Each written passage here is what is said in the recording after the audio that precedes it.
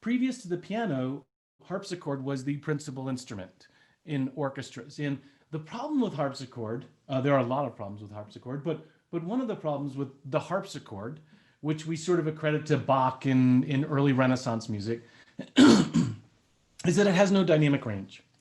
Um, uh, because instead of hammers hitting the keys, there are these little wooden tines and they sort of pluck the keys. There was no real way to create dynamic expression. So the industry demanded that somebody invent an instrument that actually had this sense of expression that could be played with an orchestra, that could move from intimate, gentle pianissimo to, to loud passages with emotion. So Bartolomeo Cristofori rose to the occasion and he invented the piano as we know it, the pianoforte. And of course, Beethoven wrote sonatas for the piano and as did many other composers in that time. So the concept of innovation is not a new one, certainly not in my field. But to start this, I want to share how I became involved in film and television and writing music for film and television, and how it started with an innovation. Back around 1998, I had a dream.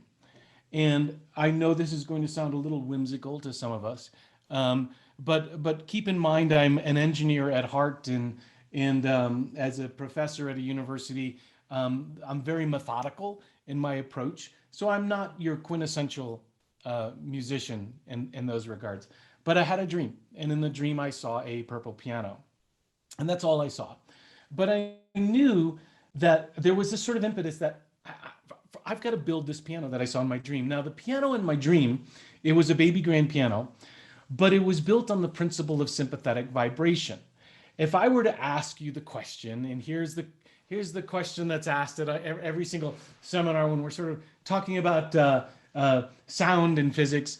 If a tree falls in a forest and no one is around to hear it, does it actually make a sound? Now, some of you immediately, your immediate response was, of course, it still makes a sound. And some of you would say no, and some of you might say, well, it depends upon how we define sound. Well, I'll return to that in a moment. The piano that I was building was built on this principle that when sound moves through the air, and if we look at sound, it really is sort of a series of waves, right? So when it moves through the air and it comes into contact with physical objects, that sound resonates through the objects. Some objects, for instance, like cement, the sound is not going to resonate very well. But certainly through wood and tone boards, we have a wonderful resonation of this sound, and in some cases it increases the quality of the sound.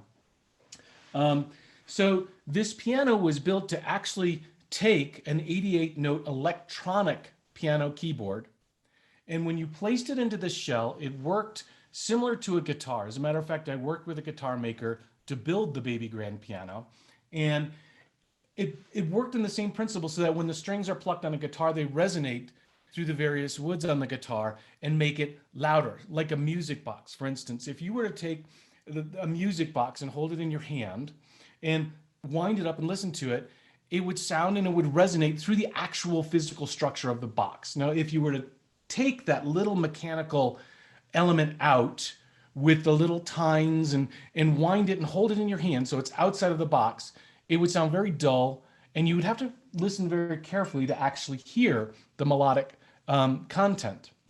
So that's the same idea with a guitar and with a piano. So this purple piano, literally you would take an 88-note electronic keyboard, put it in the shell, the speakers would resonate through the shell, because the piano that I built was built just like a regular baby grand piano. I bent the wood with mahogany. It was structured exactly the same way, but it was built on this principle of sympathetic vibration. And what was amazing is the piano actually caught on. I toured with the piano. I released an album with the piano. That album, it was released in 2000. It was called Purple Piano. Actually launched my career because producers from National Geographic Television heard the album and they asked me to start writing music for their television programs. So that was literally the catalyst for my entire career, was a moment of innovation where I thought to myself, all right, I had this dream. There wasn't a lot in the dream, but what can I do to make that a reality? And how does it apply to my current circumstance? And at the time, I needed to tour with a grand piano, but I wasn't about to take an actual grand piano and throw it in the back of a VW bus and tour around the United States. It just wasn't feasible. So innovation is one of the driving factors that has driven my career. That has kept me hungry. That has always kept me hungry. Now, I'm going to return to that question, the initial question that I asked everyone. So if a tree falls in a forest and no one is around to hear it, does it actually make a sound? Well, let's define sound. If we define sound as, for instance, when the tree falls, it creates what we'd call a low resonant wave. The leaves fluttering on the way down would be a higher pitched and resonating at a higher frequency. The higher frequency creates very small waves, and some of you know this, some of you don't. It creates very tiny waves. Now, they're not necessarily higher, they all kind of move along the same plane, but it creates smaller waves. Now, when the tree hits the ground, the thud creates this low, large frequency wave. Now, at this point, they're still waves. Now, we might call them sound waves, but ultimately they're still waves and they're indistinguishable. And along comes the eardrum, the human ear, or a squirrel's ear, or a cat, or a dog's ear. The miracle of the ear is this: through the principle of sympathetic vibration, similar to my purple piano, through the principle of sympathetic vibration, when that little tiny wave reaches my ear, it vibrates inside of the ear canal and vibrates the eardrum, and I can discern that that sound is coming from here. As the low wave moves, and again, they're all moving at the same time, they're coming at me. As the low wave moves, it resonates in my ear slightly different. And I hear this.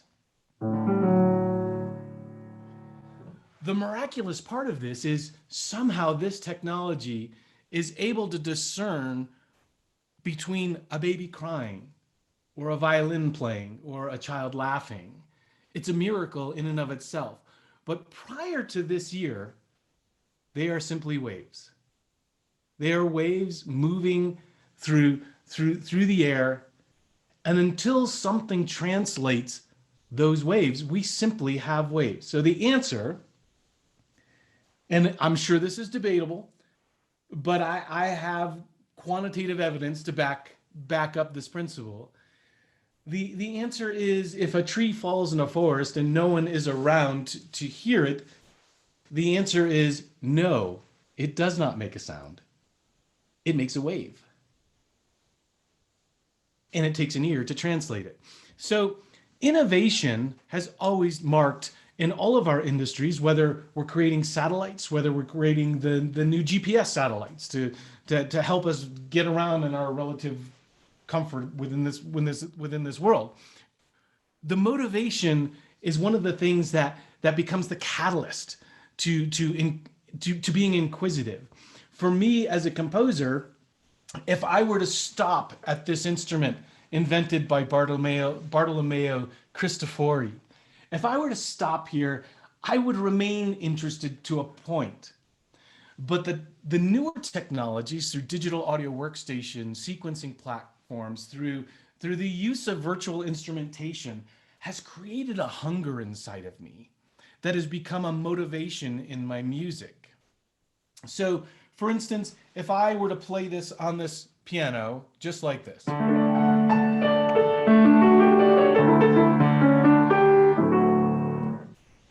It is here, and unless this Zoom is being recorded, it's gone forever. Now, I could record this through technology that's been around for almost 100 years, through a magnetic medium, and I would be able to record the sound itself. So I could repeat the performance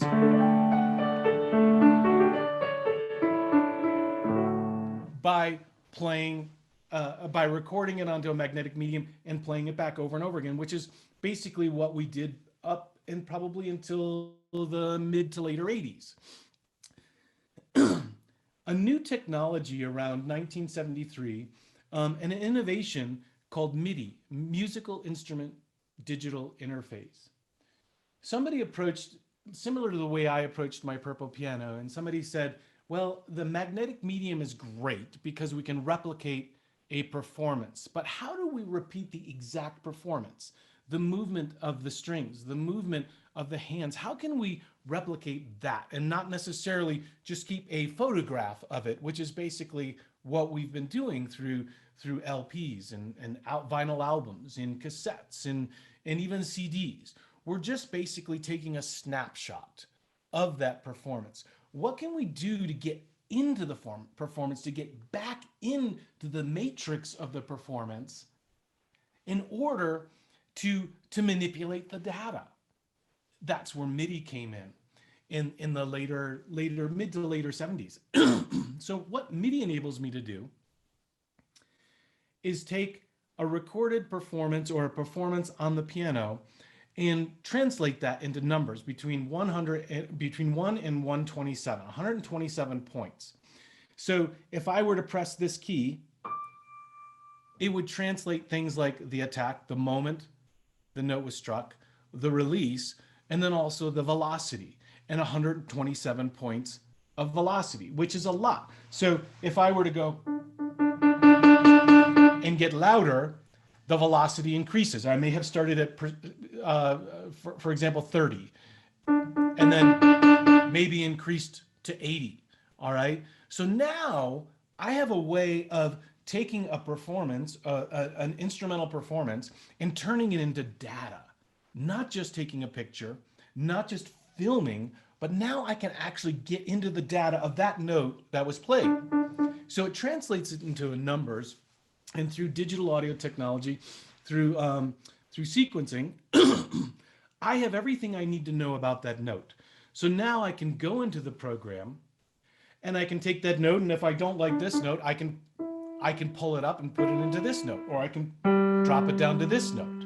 I can make it louder by changing the 127 points of velocity. These are the things that push our industry forward, that make it really interesting. If I were just taking snapshots of everything I do, I think I would get tired. But now I can get into the matrix, I can get into the notes themselves, and I can reprogram what I had originally played. So let me take this a step further. Now, through virtual instrument technology, I can replicate the sound of the piano through sampling. So I literally take a microphone and I record every single string at various velocities. And so when I sit at a computer with a digital piano, not a real piano, I can actually play the samples of a real grand piano with all of the data that I just mentioned, and being able to manipulate that data at a level never before even conceived in history. When Bartolomeo was thinking of the piano, he had no idea where we were going to take this technology. So not only that, if I decide that this note should be played by the violins, I can choose a violin to play it.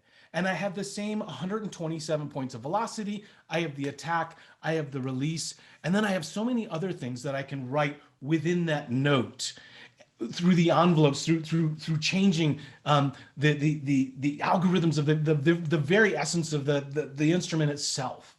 So we have reached the point in virtual orchestration where we can create orchestras, for instance, on the computer, and I can play in every single instrument of the orchestra, from the cellos to the violas to the oboes to the contrabass and all of the drums and percussion, and including choirs. I can actually program in what I want them to say. I can create the vowels. I can program in how I want them to sing. And I can create all of this in such a way, in such a manner, that it has become literally impossible to tell the difference between a real orchestra playing and one that I create virtually in my virtual digital audio workstation and sequencing programs. Now, it's pretty much like walking into a jet airplane for the first time and trying to identify all the controls. It takes years to sort of understand the level of programming to make it sound realistic. But in the film and television industry, we don't always have access to a live orchestra.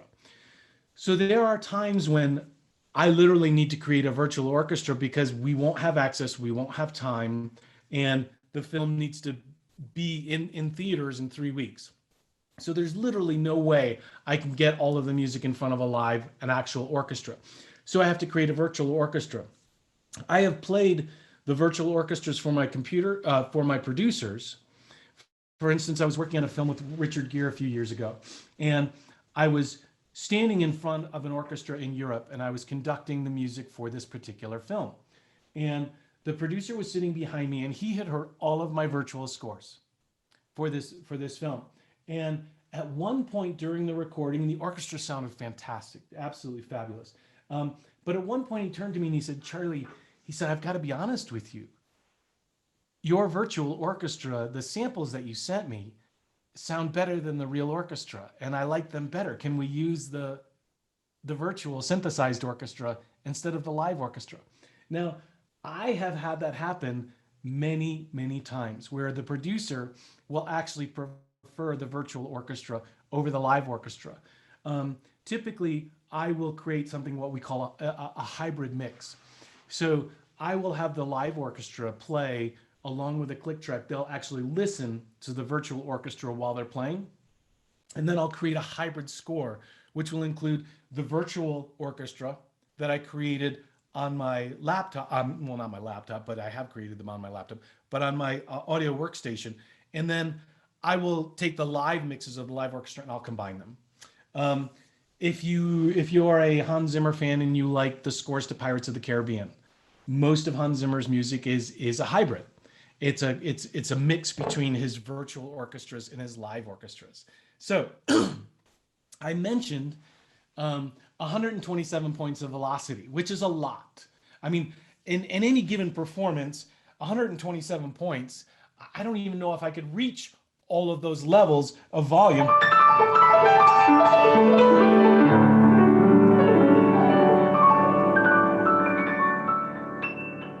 I don't know if I could reach all of those levels of volume, but here's a new innovation, a recent innovation by Yamaha Industries. It was originally pioneered by a piano player named Chick Corea. And so what we're doing now is, because we love our grand pianos, we love the acoustic capabilities and the sound, but we also love our digital audio world and the virtual world and the creation of sound within that world. So what we've done is we've created this light bar that goes underneath all of the strings and hammers. This light bar uses infrared technology to sense the velocity of the hammers, how fast they're moving, how they're striking the strings. And again, the same thing: attack, release, and velocity. And it also records things like the sustain pedal that we play with our feet when we're playing the piano. And it translates the performance on the actual grand piano into MIDI data. It turns the performance into numbers, which allows us, again, to manipulate, to dive into that information and make it better. So one of the crazy innovations is, for the last, since the 70s, MIDI has allowed us to record 127 points of velocity, meaning how loud the note is. Again, with this new infrared technology, we can record 1,000 points of velocity, which is unbelievable. I mean, it goes beyond what the human hand can even do. So it's literally recording the purest of pure when we're talking about the recording and turning it into MIDI data. Now, here's the thing, here's the kicker, and some of you may have seen this technology. Now, let's take it a step further. So I can turn it into data that I can manipulate on my digital audio workstations, and that I can turn the piano into an orchestra if I want to. I can turn it into any other instrument within the orchestra. But here's the cool edge to this technology. So they took it a step further. And Chick Corea came up with the idea of, okay, how do we record? How do we convert the audio sound of the piano into data? And then somebody at the Yamaha Corporation said, well, let's take that a step further. Now, how can we play back the data into the piano, into the acoustic grand piano, and get the piano to play it back? So Yamaha came up with this idea that they used all of these pistons and they put them underneath all of the keys and the hammers. So when I record in a performance into my sequencing platform, then I can press a button and through a MIDI cable plugged in to the device with the motors in the piano will actually play the performance back on the piano. That takes that technology to the next level. It's the only instrument that can do this. You can't do this with a violin or any other instrument, but you can do this with a piano, which really brings us to a whole new level of technology as recording artists. So now imagine the capabilities for me to be able to record my performance, and I'm not relying on taking a snapshot, because what can you do with a snapshot? You can change the color, you can change the lighting, you can change some of the parameters, but you really can't change the picture itself. I play in a performance on my grand piano. It goes into my digital audio workstation and my sequencing platform. In my sequencing platform, I alter the basics, the dynamics. I improve on it. I modulate. I do various things. I change the structure of the song and I copy and paste the chorus a few times. And then I change my performance because I felt like here this note was a little too loud and this note needed to be gentler and this note was held too long and perhaps I needed to alter the sustain pedal. So I change all of that in my workstation and then I play it back and have the piano play back my performance, only the perfected version of my performance. That is what keeps me hungry. That technology is what keeps me interested and motivated in moving forward in the industry. And perhaps I'm a little odd in that respect. I'm not the purist, I think, that most people would expect in a composer that works with orchestras and symphonies. But the technology has always been what keeps me interested. If you, you know what, I think I see some questions. Let me take a look at the questions here. I'm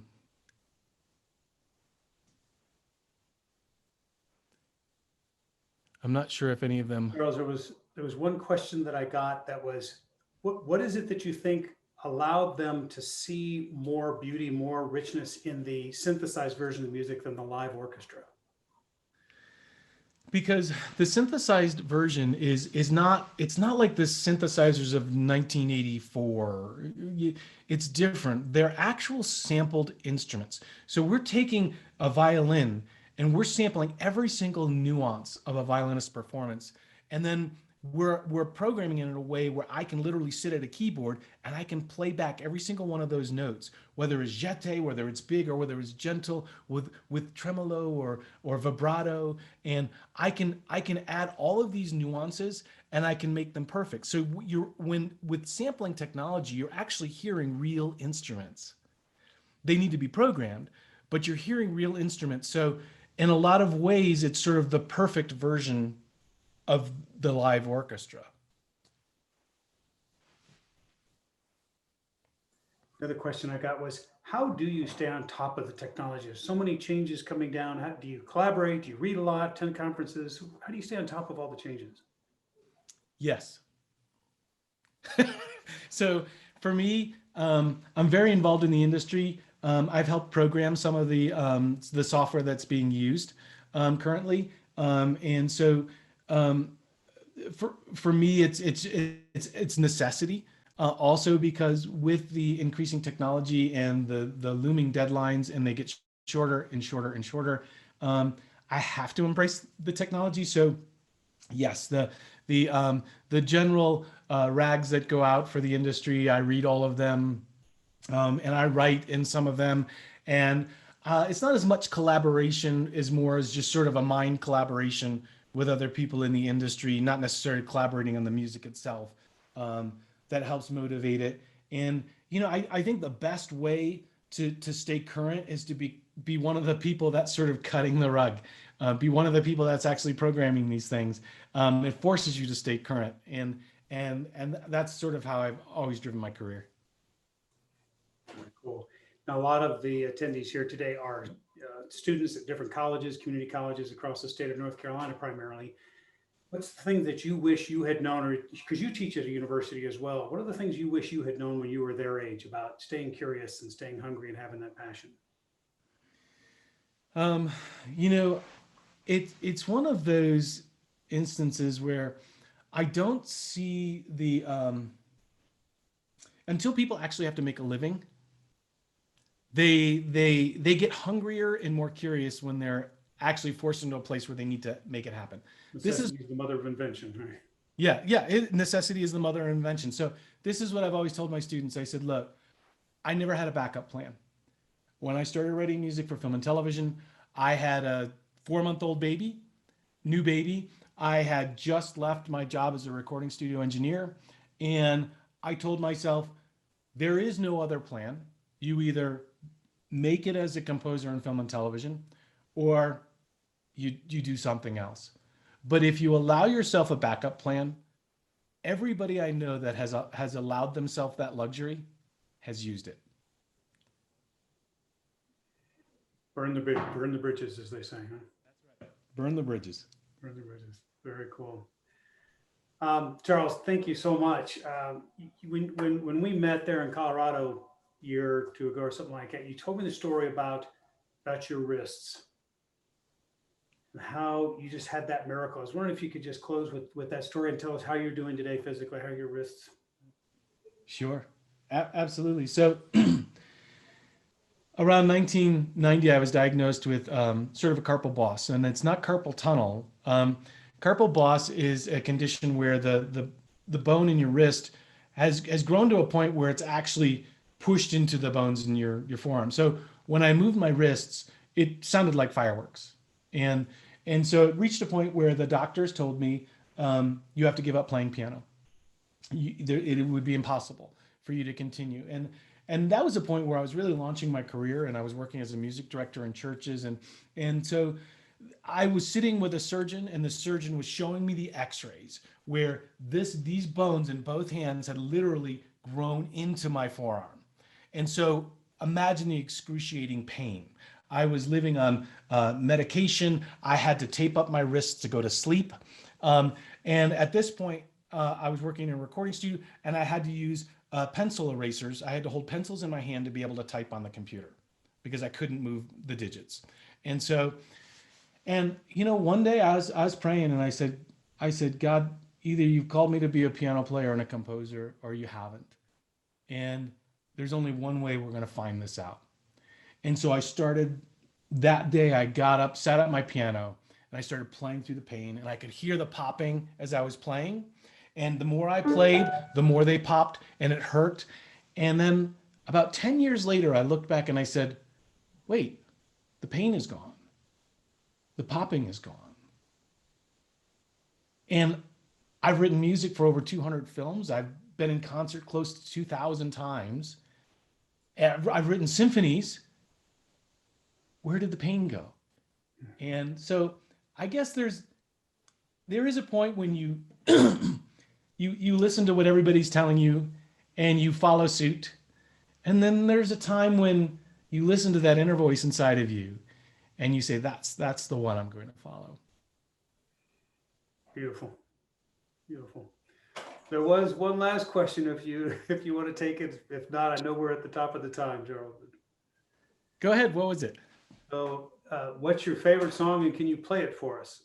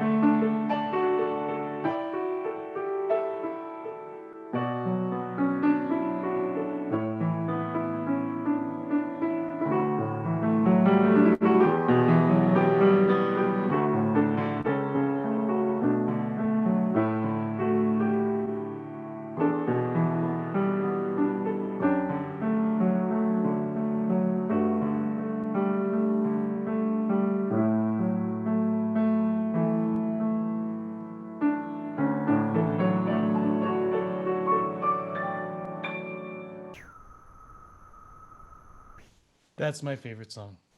That's beautiful. What is that piece, Charles? My Jesus, I love thee. Oh, beautiful piece. Well, thank you so much. I want to honor your time today. Thank you so much for this time. It's been an inspiration. Just people applauding in the chat session there for you. Have an awesome time. I look forward to seeing you on my next trip back to Colorado. Sounds good. Take care, everybody. Bye-bye. Bye-bye.